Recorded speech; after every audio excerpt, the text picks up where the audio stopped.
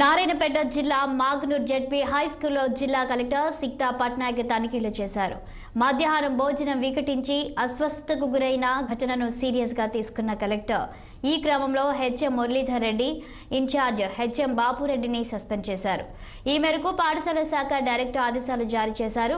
జిల్లా పరిషత్ ఉన్నత పాఠశాలలో మధ్యాహ్న భోజనం వికటించి 50 మంది విద్యార్థులు అస్వస్థతకు గురి కావడంతో సీఎం రేవంత్ రెడ్డి ఆరా తీశారు.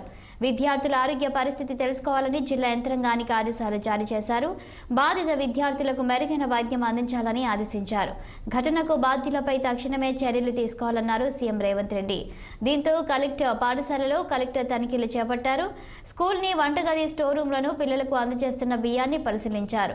గ్రామస్తులతో విచారించారు. నేను 10వ తరగతి చదువుతున్నాను. నిన్న ఫుడ్ పాయిజన్ అయ్యింది. నిన్న అన్నం బియ్యంగా ఉంది. అలాగే పప్పు కూడా అసలు టేస్ట్ లేదు. పప్పుల కారం, ఉప్పు ఎప్పుడు వేస్తున్నారో తెలియదు, కానీ పప్పుల మొత్తం అయినాక కారం ఒక్కటే వేస్తున్నారేమో అనుకుంటున్నాము. అసలు పప్పు వేసుకుంటేనే కారం అనిపిస్తుంది.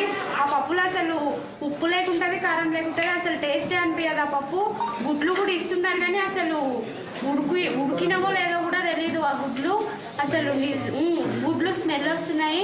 ఇంకా ఆ గుడ్డు ఓపెన్ చేసి చూస్తే లోపల అంతా బ్లాక్ కలర్ లాగా ఉంది.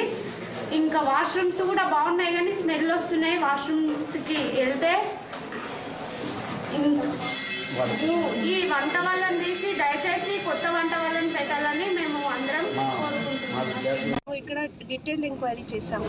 ఇక్కడ టీచర్స్తో మాట్లాడడం జరిగింది, తర్వాత విలేజర్స్తో మాట్లాడడం జరిగింది, తర్వాత ఏజెన్సీతో మాట్లాడడం జరిగింది, తర్వాత పిల్లలతో సెపరేట్గా కూడా మాట్లాడాను.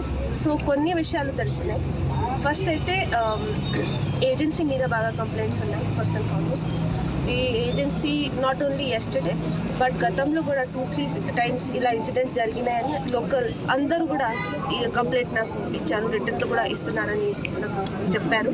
సో ఈ ఏజెన్సీ మీద నిన్ననే డిఓ నారాయణపేట్ టర్మినేషన్ ఆర్డర్ ఇచ్చారు.